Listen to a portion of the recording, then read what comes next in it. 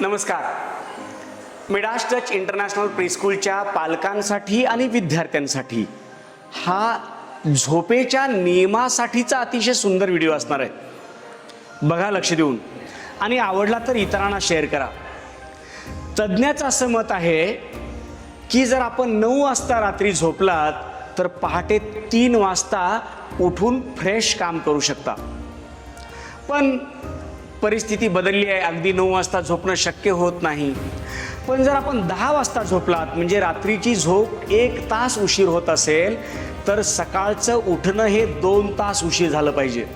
म्हणजे रात्री 1 तास उशीर झोपला आहात म्हणून सकाळी 1 तास उशिरा उठून चालणार नाही आहे. तुमची झोप कंप्लीट होण्यासाठी 2 तास लागतात.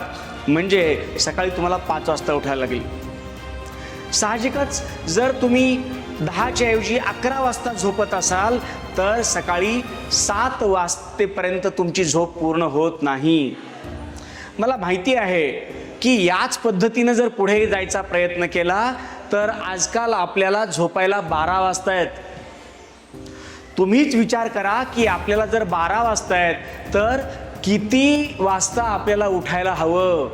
आणि जर समजा आपण एवढ्या उशिरापर्यंत झोपत असू तर आपली दिवसभराची कामं होणार आहेत का? जो ऊर्जेचा कालखंड आहे तो पहाटेचा आहे हे आपल्या सर्वाला ज्ञात आहे. पण तरीही आपण याच पद्धतीच्या चुका करण्याचा प्रयत्न करतो आहोत.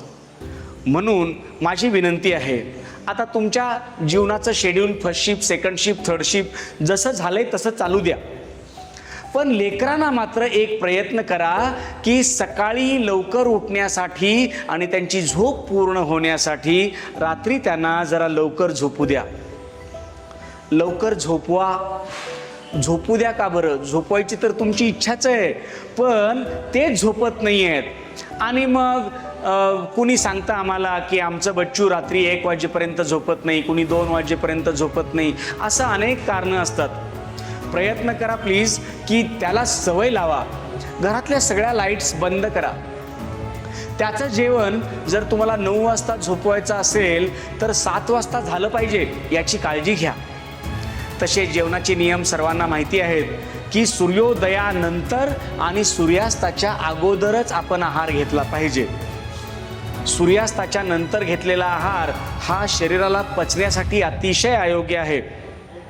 मी स्वतः माझं शेड्यूल सांगतो. सकाळचं जेवण माझं हे 10-10:30च्या दरम्यान असतं आणि संध्याकाळचं जेवण हे 5:30 वाजता असतं.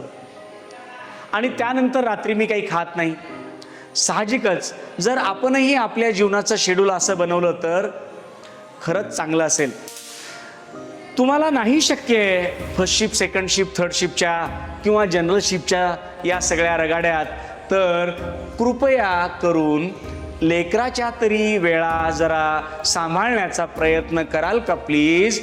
म्हणजे लेकरं अतिशय फ्रेश राहतील, ग्रास्पिंग पॉवर वाढेल त्यांची आणि ते प्रफुल्लित टवटवीत असतील. मला खात्री आहे तुम्ही समजदार आहात. धन्यवाद.